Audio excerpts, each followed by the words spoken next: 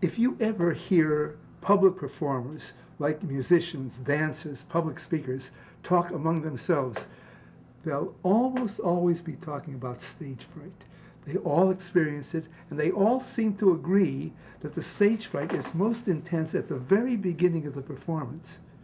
That's why, in the case of a pianist, the opening piece is crucial. And to get around that stage fright which could result in their making mistakes, they choose one of two kinds of pieces. They'll either choose a very slow piece like this Chopin etude,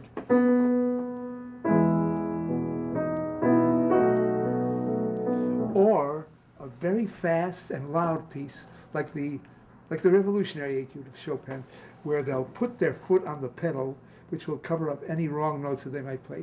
It should sound like that, but they'll do it this way.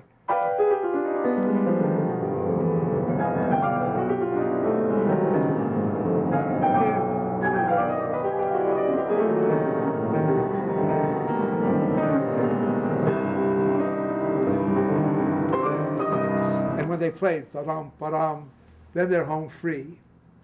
Now, I knew a pianist once who chose a slow piece to play. As a matter of fact, he chose that very Chopin etude. But he forgot that when he would get nervous, his hands would perspire. They would perspire so much that they were wet. They were wet and slippery. So when he opened the piece on this particular concert, it sounded like this.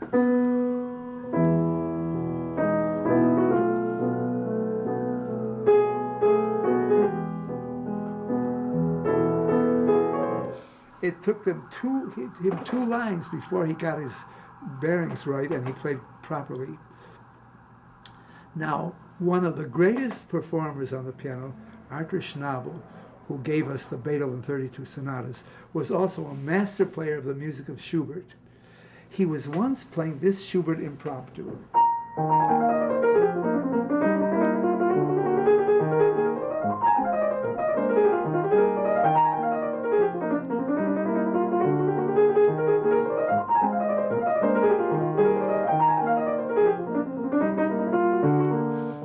He realized he was in trouble, and he realized that they knew that he was in trouble because he kept going back to the beginning of the piece over and over again. He forgot the little group of notes that took him up to the top of the piano where he played the original music, but way up here. He stopped.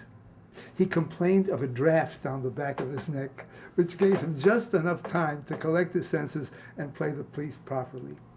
Now, my favorite story having to do with a great pianist, Arthur Rubenstein, having to do with being nervous with playing a piece was I used to have lots of discussions with Rubenstein, and in those discussions he told me that he almost never got nervous except when he played in major cities, London, Paris, Rome, New York, and New York was his most fearsome place to play. He was about to play, this last conversation I had with him, he was about to play his concert at Carnegie Hall, and he told me that he was so nervous about it. He knew he was more nervous about that concert than any other concert because he was having a recurrent nightmare. In the nightmare, he was playing one of the pieces that he was playing on the concert, the Moonlight Sonata. And in the nightmare, the piece came out like this.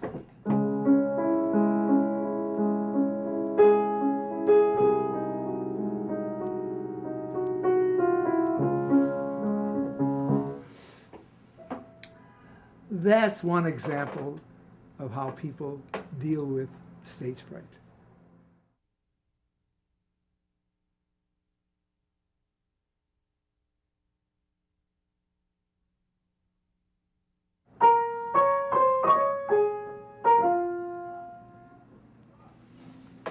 Those were the first few notes of the piano in a piece by Hindemith called Concert Music for Brass, Two Harps, and Piano.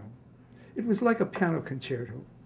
And this was one of the pieces programmed in an all Hindemith program in December 1952.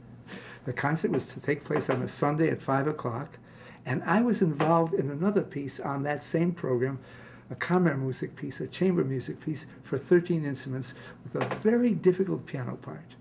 Now, when I came to the rehearsal on Saturday, Hindemith came to me and said, Leonid, do you know this piece? And he opened up this music, and I looked at it and I said, no, I don't know this piece, and I'm embarrassed to say I didn't even know that you wrote such a piece. He said, well, never mind. We then proceeded to rehearse the piece that I was involved in, and when it was over, his wife came to me and said, Leonid, you have to play his concerto on tomorrow's concert. He had his heart set on it. He's been agonizing for months what pieces he wants to have on the program, and he's dying to have that piece on the program. What I didn't know was the person that had the music, who had the music for a year and was working on that piece to do it, had a rehearsal with him, just he and the pianist, at her house. And he conducted an imaginary orchestra with her playing the piano. And when she played,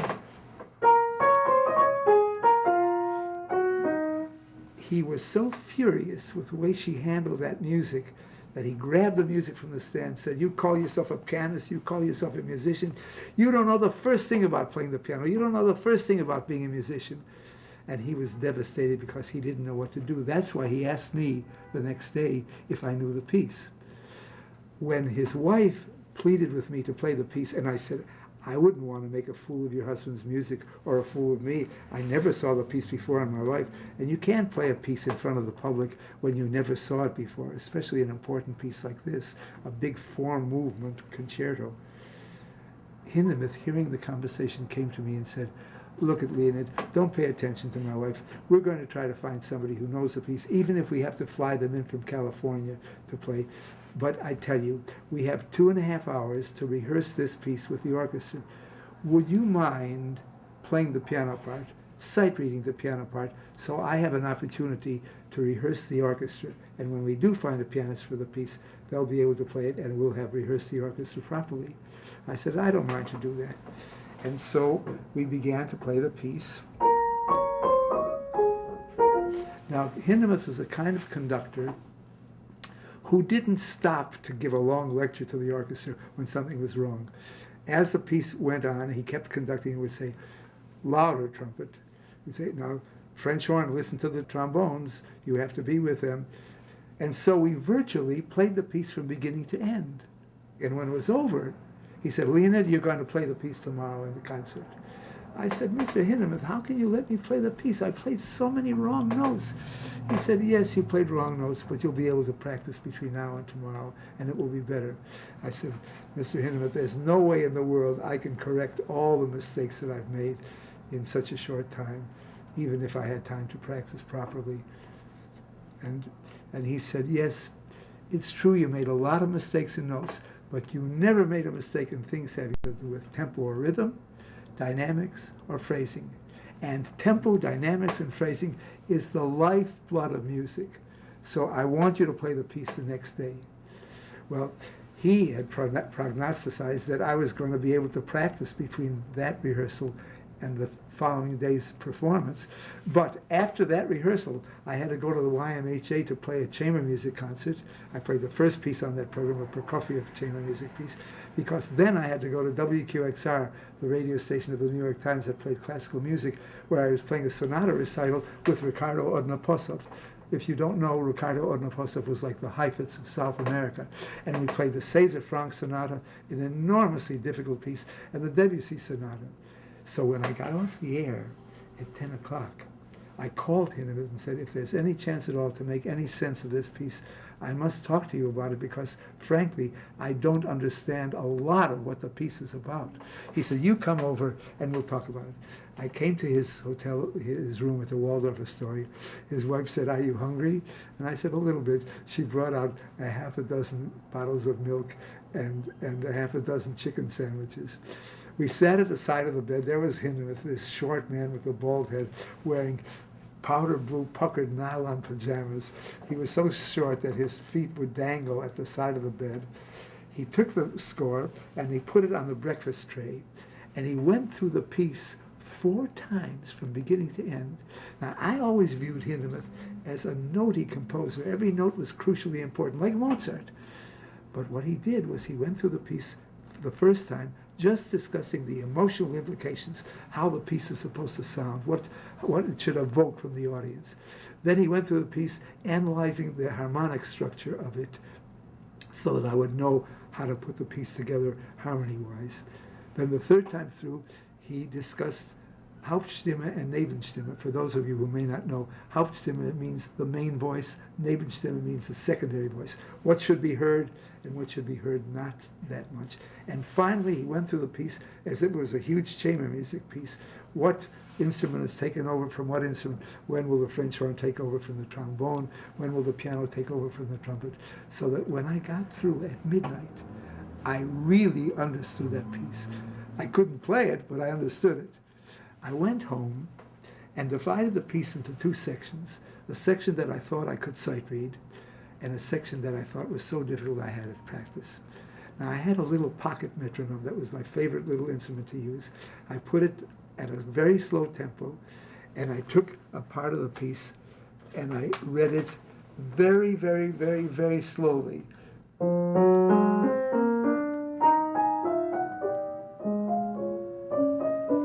That had to go much faster, so I shoved the tempo up a tiny bit, and I played it little by little, a little faster and a little faster and a little faster, until I got it past the tempo that it was supposed to be. And I said, well, gee, I really can play this piece, sure. Now let me see if I can play it. And then I put the metronome out at the tempo it was supposed to go. And I got so mixed up that I said, what, this is stupid. You see, when I went up little by little by little to play faster and faster, I could do it. But if I had to dive in and play the proper tempo right away, I got all mixed up.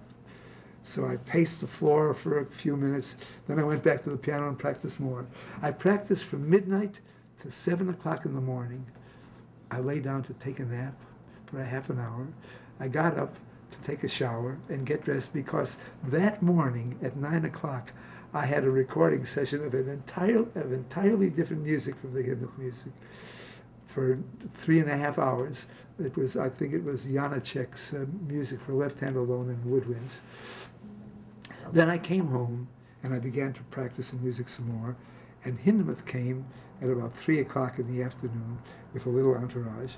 He stood at the side of the piano and conducted the piece as if he was conducting the orchestra, and I played it through, and by this time it was considerably better than it was, but it still was far from perfect. And he said, you see how well you're playing it now? And I knew that it really wasn't that good. But I said, you know, you wrote a cadenza in the last movement, which is so complex, I really can't play it. I begin to play it, and after a few measures, I get so mixed up that I cannot seem to control the music as it's supposed to be. He said, well, you know, I wrote that in 1930 when I was very young. It's really only a simple German folk tune. It's like a chorale. And if you give me some manuscript paper and practice a fugue,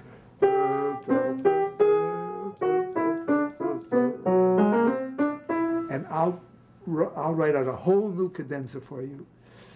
And so I did. I practiced a fugue, and he stood at the piano, and he wrote a new cadenza. The other cadenza, it was very complex, and I got all mixed up. And he said, it's just a simple tune.